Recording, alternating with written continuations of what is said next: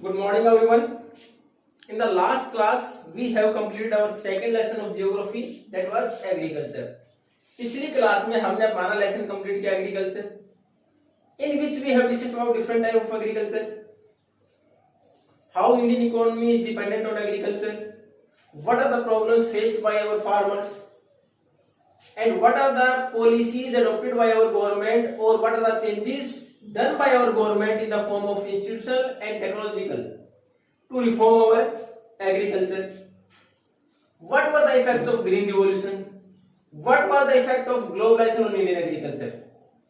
तो हमने इतनी सारी चीजें पढ़ी कि हमारे पास एग्रीकल्चर है क्या, किस प्रकार के हमारे डिफरेंट टाइप ऑफ एग्रीकल्चर है, कौन से एग्रीकल्चर सीजन है, उसके साथ साथ किस प्रकार के हमारे एग्रीकल्चर में सुधार की जरूरत है, क्या क्या सुधार सरकार ने किए हैं, और ग्लोबलाइजेशन के बाद, वैश्वीकरण के बाद क्या कुछ चैलेंजेस हमारे सामने हैं एग्रीकल्चर में, और उनसे किस प्रकार हम बाहर आ सकते हैं, फार्मर्स की इनकम को कैसे बढ़ाया जा सकता है। ये सारी चीजें हमने डिस्कस की थी एग्रीकल्चर वाले लेसन में। अब हम जाएंगे हमारे third lesson. We are going to move towards our third lesson of civics. We have already completed first two, हमने शुरू के दो पहले ही कर लिए थे, फेडरलिज्म एंड पावर शेयरिंग। अब हमारे पास है चैप्टर 3। हालांकि आपकी बुक की सीरीज की बात करें चैप्टर 6, अगर सीरीज की बात करें चैप्टर 6 है, लेकिन क्योंकि सीबीएसई ने पिछले ही साल हमारे पास पॉपुलर स्टेटस मूवमेंट्स निकाल दिया था, डेमोक्रेसी एंड डायवर्सिटी को निकाल दिया था, और इस साल जेंडर रिलीजन कास्ट एक लेसन था उसको भी निकाल दिया सीबीएसई ने। इस लॉकडाउन की वजह से हमारे सिलेबस को थोड़ा और कम कर दिया गया, इट इज रिड्यूस्ड, तो उस वजह से एक लेसन और कम कर दिया गया जो कि बोर्ड एग्जाम में नहीं आएगा। तो इसलिए आपके मेन एग्जाम के अनुसार आपके पास पॉलिटिकल पार्टीज, अगर उसी कंटिन्यूटी में करें तो हमारा थर्ड लेसन है, और बुक की सीरीज में देखें 6th लेसन मिलेगा political parties. Today we are going to discuss about this lesson political parties. अब सबसे पहले तो, हालांकि आपकी बुक में मेंशन करा why do we need political parties, हमें पॉलिटिकल पार्टीज की जरूरत क्यों है। उसमें बहुत सारे कॉमन फैक्टर्स दे रखे हैं कि India is a democratic country, Bharat एक लोकतांत्रिक देश है, वी हैव ए कॉन्स्टिट्यूशन, हमारा एक संविधान भी है, which we are going to follow, जिसका हम पालन करते हैं और देश चल रहा है। लेकिन अगर आप रिमोट एरियाज में चले जाएं या फिर रूरल एरियाज में स्पेशली चले जाएं, हालांकि अर्बन एरियाज में कुछ ज्यादा अच्छी स्थिति नहीं है भारत में, लेकिन रूरल एरियाज में चले जाएं, अगर आप किससे पूछें कि भारत में सरकार किस प्रकार की है, शायद ही कोई व्यक्ति आपको बताएगा डेमोक्रेसी है। फिर पूछो डेमोक्रेसी है क्या, तो डेमोक्रेसी होती क्या है, शायद इसका मीनिंग भी नहीं पता होगा। दूसरा ये बताया कि संविधान क्या है, क्या कुछ हमारे संविधान की रूपरेखा है, किस प्रकार उसको इंप्लीमेंट किया गया है, संविधान में हमारी गवर्नमेंट की क्या कुछ जिम्मेवारियां दे रखी है, हमारे क्या कुछ अधिकार है। तो ये सारी चीजें अगर एक व्यक्ति के पास, खासकर उस व्यक्ति के पास जो रूरल एरिया में, रिमोट एरिया में रहता है, अगर हम बात करें तो शायद सब कुछ गायब मिलेगा, नहीं पता होगा कुछ भी।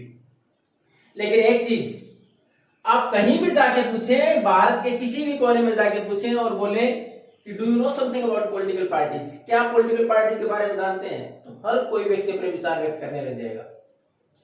यानी most of people have some views regarding the political parties, कि ज्यादा लोगों के मन में एक विचार होगा कि हाँ पॉलिटिकल पार्टीज के बारे में जरूर कुछ ना कुछ बता देगा। ऐसा नहीं है पॉलिटिकल पार्टीज की पॉपुलरिटी है, यह भी नहीं कि पॉपुलर पार्टी इतनी प्रसिद्ध है भारत में, लेकिन ज्यादातर ब्लेमिंग है, हम क्रिटिसाइज करते हैं पॉलिटिकल पार्टीज को, कि हम ये नहीं देखते कि हमारा जो भी कुछ गलत हो रहा है पार्टीज कर रही है।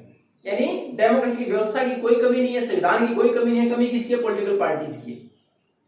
तो हम किसी भी व्यक्ति से पूछे पॉलिटिकल पार्टीज के बारे में जरूर कुछ ना कुछ बोलेगा।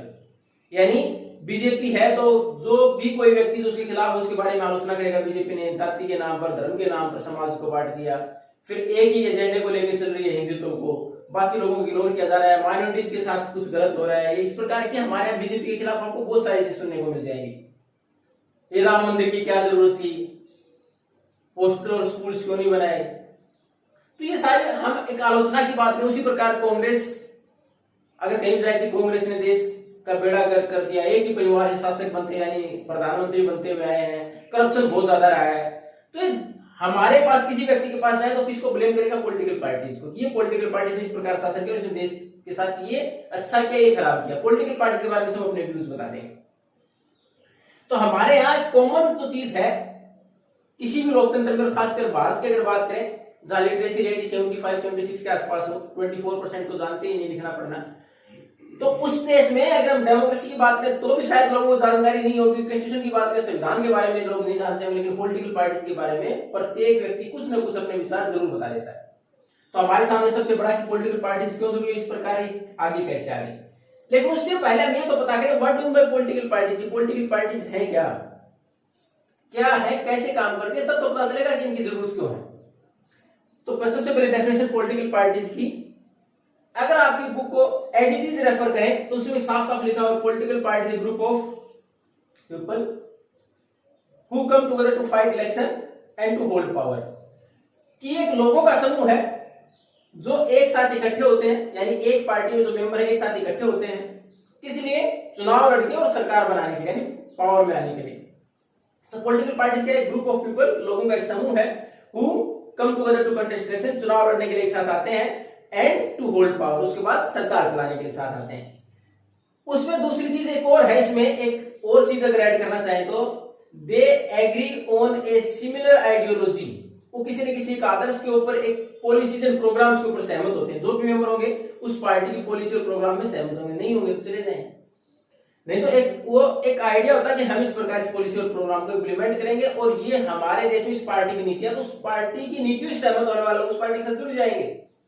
तो पॉलिटिकल पार्टीज एक समूह है लोगों का जिनकी एक जैसी आइडियोलॉजी नहीं हो तो भी वो फॉलो करते हैं उसको, लेकिन ज्यादातर लोग चुनाव लड़के सरकार बनाने के लिए साथ आए, ये पॉलिटिकल पार्टीज है।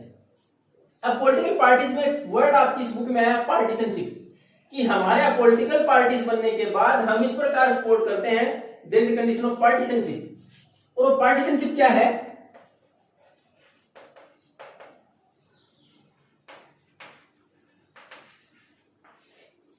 पार्टीशन का मतलब आप इस कमरे के बीच में, यानी जहां भी आप बैठे हैं, जहां पढ़ रहे हैं, वहां उस कमरे के बीच में और दीवार खींच दें, पार्टीशन, दो हिस्से हो गए, विभाजन, बंटवारा। उसी प्रकार पॉलिटिकल पार्टीज की बात करें तो पार्टीशनशिप क्या है, सोसाइटी में एक पार्टीशनशिप का काम कैसे करती है, सम ऑफ द मेंबर्स और some of the followers are so committed to a political party they do not have a balanced view.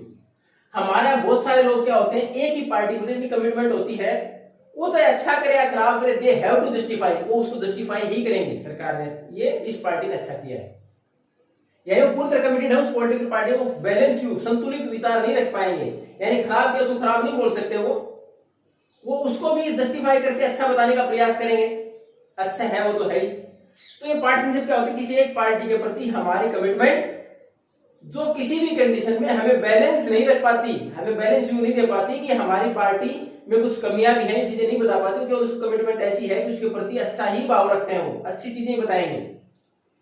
अब उदाहरण के तौर पर अगर हम पार्टीशनशिप के शिकार हैं, तो जैसे आज बीजेपी अगर कुछ गलतियां भी करती है तो बीजेपी का सपोर्टर उसको मानेगा नहीं, वो बोलेगा नहीं ये इस वजह से अच्छा है और आगे जाके इसको और बेनिफिट मिलेगा, यानी कहीं उसको जस्टिफाई करने का प्रयास करेगा।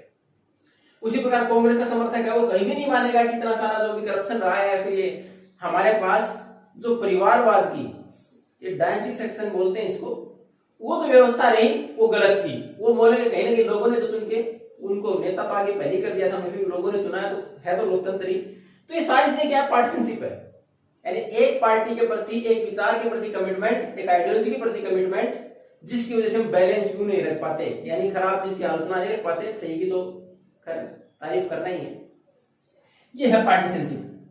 अब उसके बाद किसी भी पॉलिटिकल पार्टीज के लिए, if you are going to discuss about the different components of political party, किसी भी पार्टी में कौन कौन चीजें महत्वपूर्ण, एक पॉलिटिकल पार्टी अगर होगी, कोई संगठन होगा, उसमें क्या क्या चीजें होंगी।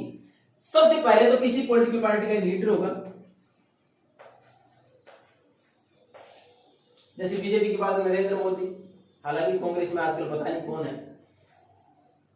Most of the time we are going to discuss about Sonia Gandhi, Rahul Gandhi, और इन द स्टेट यूनिट्स अगर राज्य की बात है तो कोई और भी हो सकते हैं, लेकिन मेजोरिटी में बात करते हैं एक लीडरशिप होगी, यानी एक महत्वपूर्ण लीडर होगा जिसको कि बाकी उसको फॉलो करेंगे। आइडियोलॉजी तो पार्टी के अलग है, लेकिन लीडर की जिसका की प्रभाव ज्यादा हो, एक लीडर होगा उस पॉलिटिकल पार्टी का। जैसे मैंने बात की, जैसे अमित शाह या फिर नरेंद्र मोदी बीजेपी का चेहरा है, उसी प्रकार राहुल गांधी या सोनिया गांधी की बात करें तो कांग्रेस के लिए एक लीडरशिप होगी।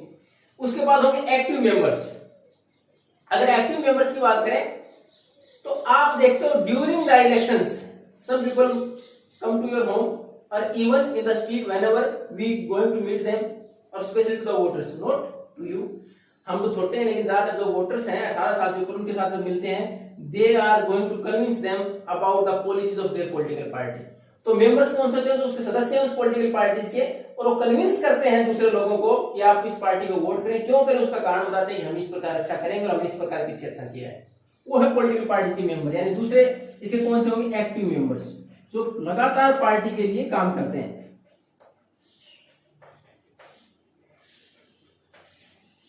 और तीसरा फैक्टर इसमें फॉलोवर्स।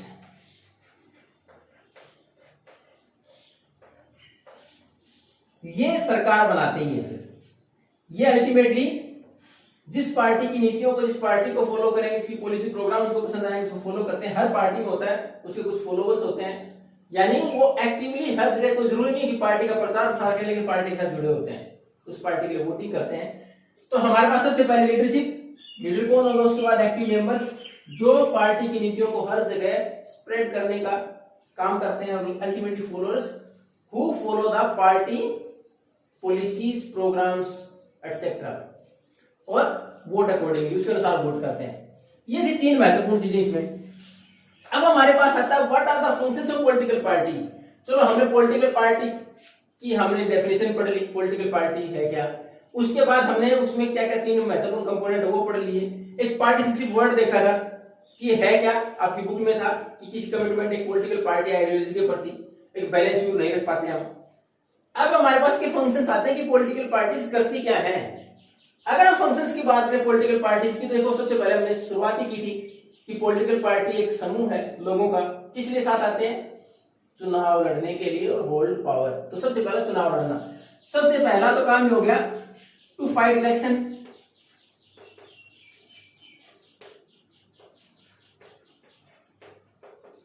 हालांकि एक बार मैं केवल बोल देता हूं, उसके बाद we are going to explain all these points in the next class. तो पहला काम तो होगा टू फाइट इलेक्शन।